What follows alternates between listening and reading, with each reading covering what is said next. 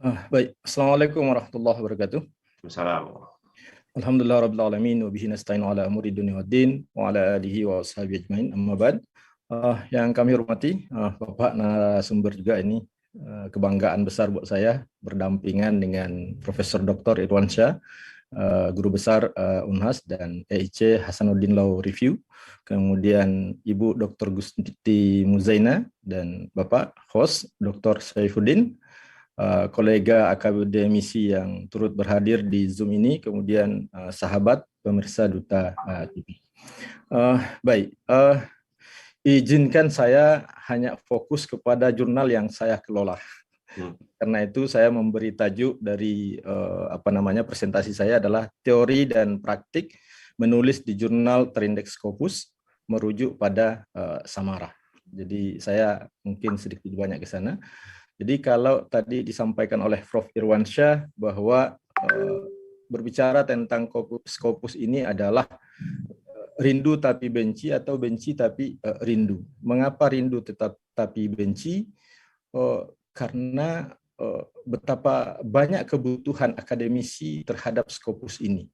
Untuk menjadi seorang guru besar, ya syaratnya harus ada artikel yang terbit di Scopus. Sesudah pun meraih guru besar, dalam setiap 3 tahun juga tetap harus menulis di jurnal Scopus. Kemudian untuk yang mau dari magister mau ke lektor kepala juga membutuhkan jurnal yang terindeks Scopus. Kemudian riset-riset yang akhir-akhir ini baik di PTKI maupun PTKIN di seluruh Indonesia itu dengan dana riset yang di atas 100 juta itu mensyaratkan adanya output luaran dari penelitiannya adalah jurnal terindeks Scopus. Kemudian orang yang sedang S3 mau penyelesaian doktornya juga diwajibkan untuk menulis di jurnal Scopus.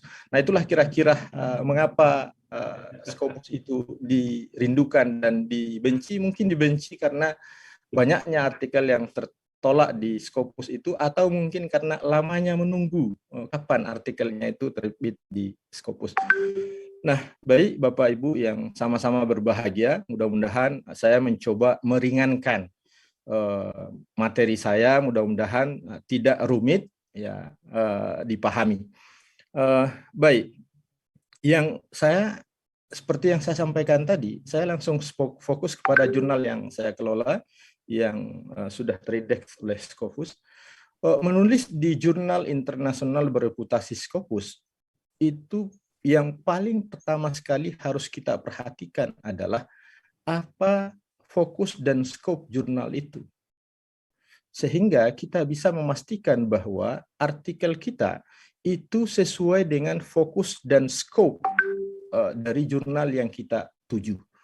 Maka di Samara kalau mau mengirim ke Samara ya, maka dipastikan bahwa Samara itu fokusnya itu menekankan kepada kajian hukum keluarga Islam dan hukum Islam ya, baik secara teori dan praktek di negara-negara Muslim. Jadi fokus utamanya ya itu. Ya, nah ini kalau kami menyebut ini dalam bentuk artikel dan book review. Nah, untuk sekarang ini book review-nya kita batasi dulu. Sebelum Samarah terindeks Scopus, kami menerima book review untuk mengakomodasi para penulis yang menyampaikan buku baru yang dibacanya. Berikutnya yang harus diperhatikan itu adalah setelah fokusnya, skopnya. Maka kami merinci skop ini, bisa dilihat apakah tulisan Bapak Ibu ada yang sesuai dengan family law, Islamic family law, family study, Islamic criminal law, customary law. Nah, ini saya sengaja sebagai editor in chief sebelum submit ke Scopus supaya jurnal Samara itu tidak hanya pada hukum keluarga, karena prodi kami hukum keluarga, tetapi menyentuh seluruh fakultas syariah dan hukum di seluruh Indonesia. Jadi kalau di ruangan ini Bapak Ibu adalah dosen di Fakultas Syariah dan Hukum, maka dipastikan tulisan Bapak Ibu akan cocok di jurnal Samara. Kemudian ada tambahan, ada marriage and gender issue. Karena isu ini adalah salah satu isu yang sangat menarik di dunia hari ini. adalah tentang gender isu ini, terutama juga dalam kaitannya dengan marriage. Nah, itu yang bisa dipastikan. Jurnal kami lahir di Prodi Hukum Keluarga, Fakultas Syariah dan Hukum UIN Araniri. Jadi jurnal kami hanyalah jurnal prodi. Kemudian bertarung, mungkin saya duga Prof. Irwansyah itu adalah salah satu yang menilai jurnal Samara, karena jurnal Samara itu bertarung dari pertama sekali menjadi jurnal lokal saja, kemudian jurnal meraih Sinta 5, kemudian meraih Sinta 3, Sinta 2, kemudian terakhir meraih Scopus, dan akhirnya meraih Sinta 1. Jadi tetapi walaupun panjang perjalanan itu, tapi sangat singkat karena saya melakukan adu sprint dengan kawan-kawan yang berlomba untuk sama-sama meraih yang terbaik. Bapak Ibu, berikutnya sistematika artikel di jurnal kami. Ini ada judul, nah ini tadi alhamdulillah sudah disyarah dengan baik oleh Prof. Irwansyah. Jadi judul penulisnya abstrak, keywords, pendahuluan, diskusinya, conclusion, reference. Nah, mungkin kira-kira ada yang berbeda dengan Prof. Irwansyah, mohon dimaklumi. Tentu sudut pandang berbeda karena beliau adalah profesor di bidang hukum murni, sementara kami di Fakultas Syariah dan Hukum. Untuk judul, ya benar yang disampaikan tadi itu bahwa judul itu harus menggambarkan masalah utama dari artikel tersebut atau isu utama yang diangkat dari artikel tersebut. Jadi judul ketika membaca judulnya saja, ya itu sudah tergambar novelty-nya apa, masalah utamanya apa. Nah itu yang seperti digambarkan oleh Prof. Irwansyah tadi. Kemudian judul harus singkat, padat, dan jelas. Nah, jadi saya tidak mengurangikan lagi ini, singkat, padat, dan jelas. Untuk di Indonesia sebetulnya di PTKIN, toleransi maksimum itu adalah 15 kata. Jadi kebetulan Bapak Ibu saya juga menjadi reviewer Litab Dimas dan baru-baru ini juga mereview diundang ke Jakarta untuk mereview riset-riset yang diajukan oleh dosen-dosen di PTKIN. Jadi untuk di PTKIN ada toleransi, kalau tadi disampaikan maksimal 12 itu, maka di PTKIN masih ada toleransi sedikit, itu maksimum 15 kata. Tetapi intinya semakin singkat, padat, dan jelas, maka itu judul itu semakin bagus. Berikutnya, ini untuk posisi penulis. Ya, ini yang saya gambarkan di sini adalah gambaran teknikal sekali dari jurnal kami, tetapi jangan menyepelekan bahwa penulis itu ditulisnya bagaimana, ya, kemudian afiliasinya. Afiliasi menunjukkan adanya otoritas seorang penulis sehingga dia diakui bahwa penulis ini menulis di bidang hukum Islam, maka dia berada di afiliasi bidang hukum Islam. Dan ketika kita lacak penulis ini kalau kami langsung memeriksa penulis ketika artikelnya masuk, maka kami langsung buka, ya, apakah dia punya Sinta ID, Scopus ID, dan karya-karya yang lain. Dalam artian juga kita ingin mendapatkan otoritas dia, apakah dia punya otoritas secara keilmuan untuk menulis artikel tersebut.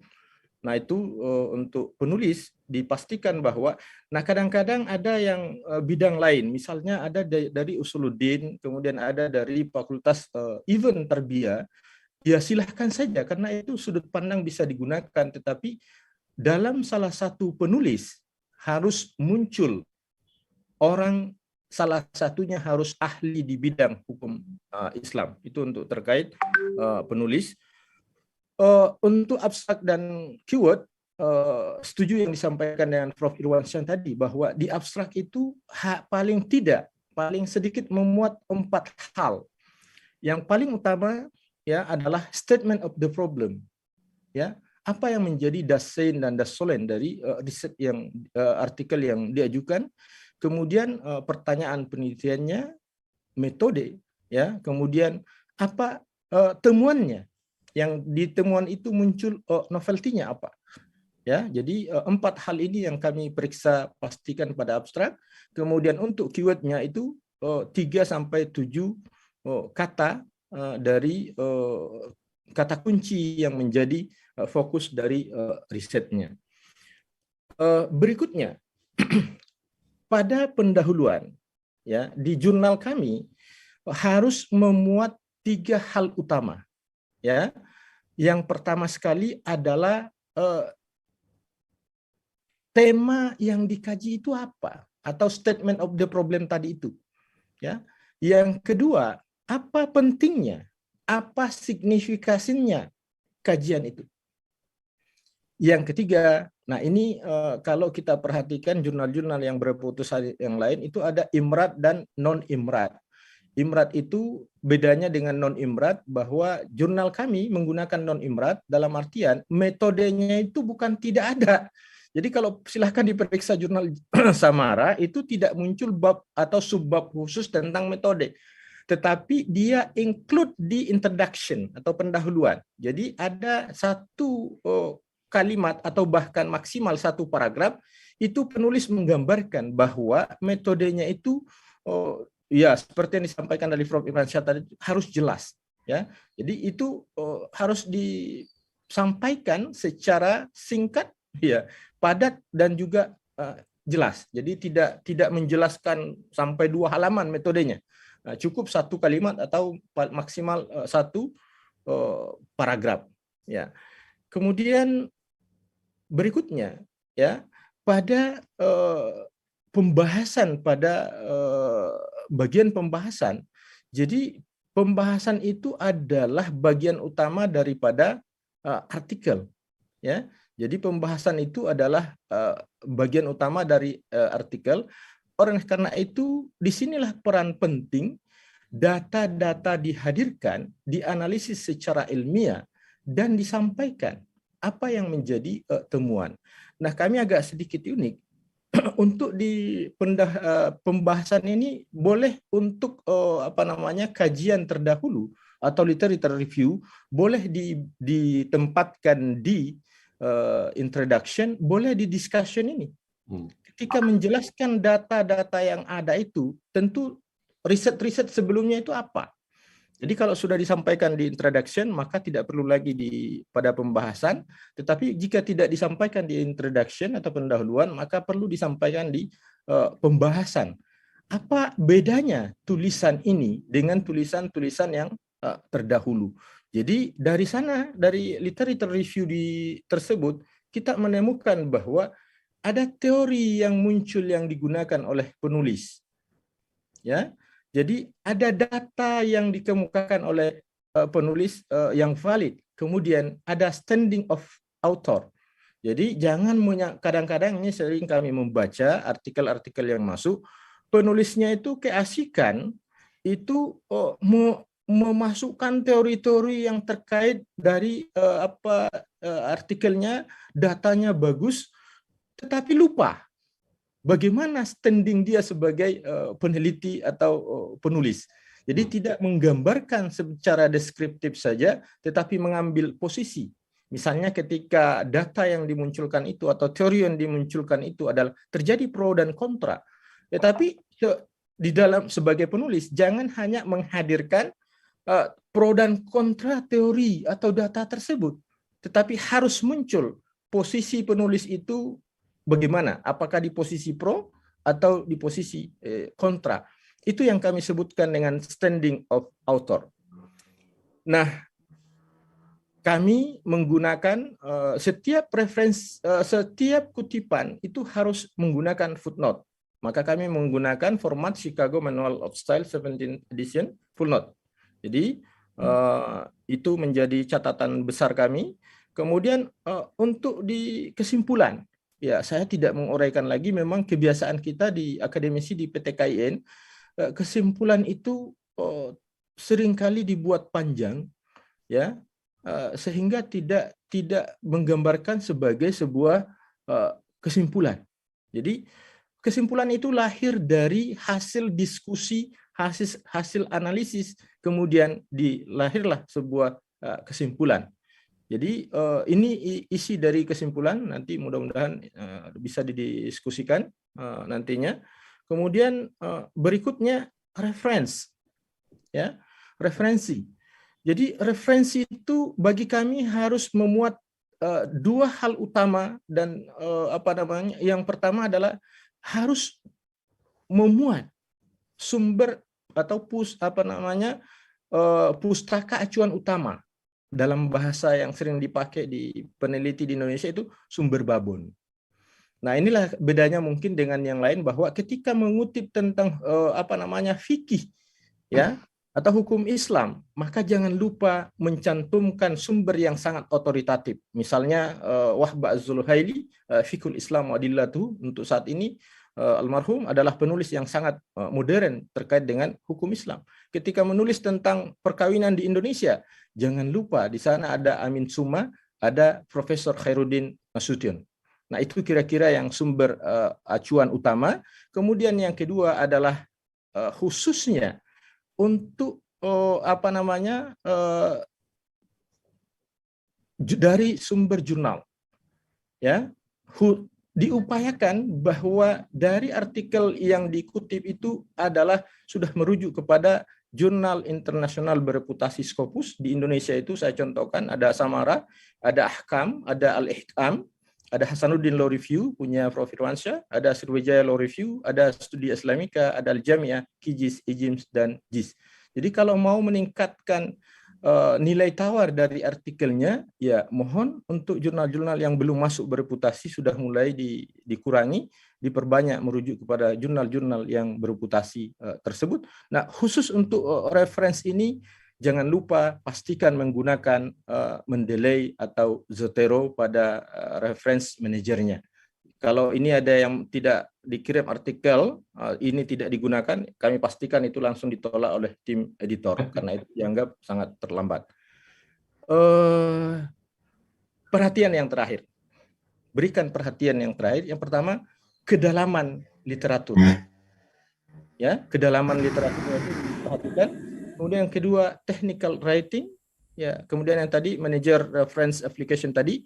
Kemudian yang keempat itu, maksimum toleransi similaritasnya adalah 20%. Kami menyarankan gunakan Turnitin saja karena di sana lebih akurat.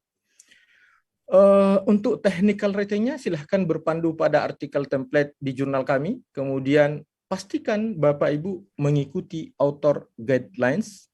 Itu saja. Nah, yang terakhir, sekali layar terkembang, pantang kita bersurut, mulailah menulis, Scopus akan menghampirimu.